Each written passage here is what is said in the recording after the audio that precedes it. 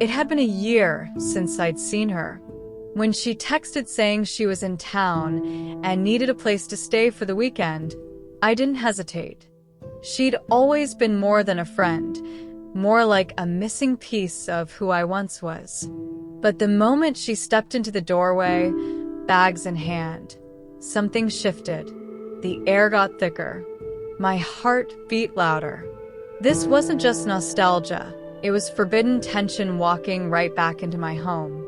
She hugged me like she hadn't missed a beat. Her eyes scanned the house, then landed on my husband, standing in the kitchen. They exchanged smiles.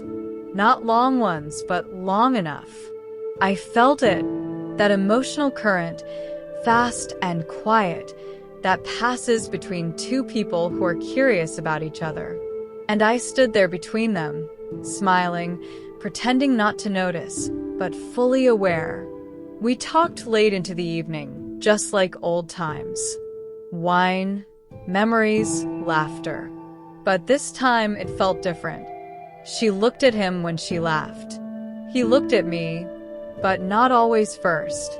I was watching something unspoken form in real time, the beginning of something subtle and dangerous. A real story of emotional cheating, still wrapped in innocence. And yet, I didn't feel anger.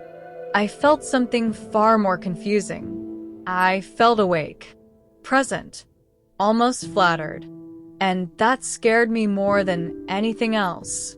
Because I wasn't just witnessing tension. I was part of it. This wasn't about betrayal. It was the start of a forbidden confession, and I wasn't ready to stop it. We opened another bottle of wine after dinner. The laughter got louder, but the eye contact got quieter. That kind of quiet that wraps around your skin and makes you wonder if you should look away, but don't. She leaned across me to refill his glass. Her hand grazed his.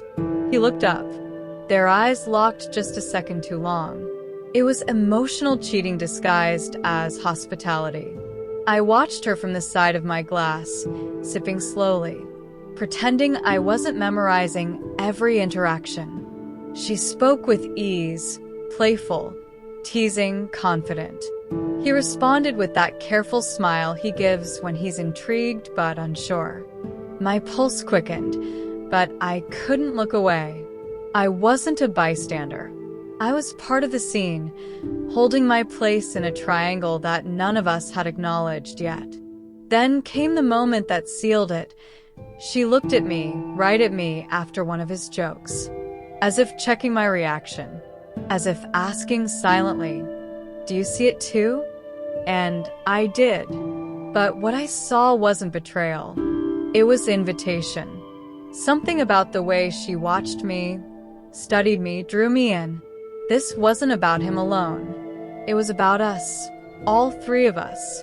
And when she casually said, "Let's crash in the big bed, like old times," I should have laughed. I should have said no. But instead I nodded. So did he. There was no need for explanation. Just 3 glasses set down, and a long silence as we climbed the stairs together, towards something none of us had planned, but none of us were resisting. The lights were off, but nothing was calm. We lay there, 3 bodies, 1 bed, 1 breath. She was on one side, he was on the other, and I was in the middle. The tension under the covers wasn't spoken. It was felt in every slight shift of weight, every inhale held too long, every finger that twitched like it wanted to reach, but didn't. It was a triangle of desire, drawn in shadows and silence. She adjusted her pillow. Her arm brushed against mine. Then again, this time slower. He didn't move. He just lay there, quiet, aware. And so did I. I could feel his body's heat behind me and hers in front of me. I was surrounded by curiosity, by closeness, by the ache of emotional cheating without a single word exchanged. This was a forbidden confession, spoken in stillness. Then it happened. She reached across me, slowly, confidently, and placed her hand on his. The mattress creaked. He didn't pull away. My heart raced, but not from fear, from realization. I wasn't outside of this. I wasn't being replaced. I was being watched, chosen, felt. The electricity wasn't just between them. It pulsed through me, around me, inside me. It wasn't a betrayal. It was an awakening. And when his hand slid across my waist, finding mine, I didn't flinch. I held it tight. A new rhythm was forming, slow, steady, dangerous. But I didn't want to stop it. I didn't feel guilt. I felt permission. For all of us. And in that moment, I understood. This wasn't about losing something, it was about discovering what still lived inside me. Something in me broke, and not in a painful way. It was more like a release. Years of restraint, of routine, of feeling invisible in my own skin, melted in that moment. I wasn't afraid anymore. I wasn't unsure. I was aware. Present. His fingers still curled around mine. Her leg now grazed mine deliberately. The triangle was no longer silent. It was alive, and I let it breathe. She leaned in closer. I felt her breath on my collarbone. My eyes stayed open, fixed on the ceiling, but my body had already answered. I didn't move. I didn't resist. I welcomed the weight of intimacy from both sides. The warmth, the electricity, the surrender. And it wasn't just physical, it was emotional cheating evolving into emotional connection, something deeper and more complicated than labels could contain. His hand moved from mine to my waist. Her hand slid under the blanket and rested just above my knee. It wasn't chaotic. It wasn't rushed. It was slow, coordinated, like a dance we all instinctively remembered. We didn't speak, but we communicated. Every touch was permission. Every sigh was a new line crossed together. And still, no one said a word. I closed my eyes, not to escape, but to feel more. I let go of the idea of roles. Wife, friend, guest. We weren't those titles anymore. We were just people craving connection in a world where it's too often denied. This wasn't betrayal. It was transformation. It was presence. It was me finally choosing to feel again. When morning came, it didn't feel like a reset. It felt like a continuation.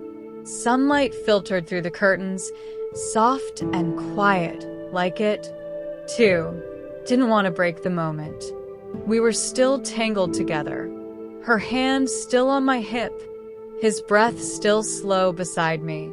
But there was no panic, no shame, only warmth, only stillness, and the undeniable truth that something had changed forever. I sat up slowly, careful not to disturb them. The room looked the same, but I didn't. I moved differently, thought differently. I had crossed a line I never imagined, and yet there was no regret. What happened wasn't a mistake. It was a rediscovery, a forbidden confession written in silence and skin. He stirred. So, did she? No words, just a glance exchanged between the three of us. And in that glance, I saw understanding, respect, and something even more dangerous, curiosity. Not for what we'd done, but for what it meant, and what might happen next. I didn't feel owned. I didn't feel lost. I felt centered for the first time in a long time. This wasn't just a story of emotional cheating. It wasn't a betrayal in the traditional sense. It was a new kind of intimacy, one where control, vulnerability, and inclusion coexisted. And as I stood up, wrapped in the same blanket that once divided us, I realized I hadn't lost anything. I had gained something, unexpected, something real, something unforgettable.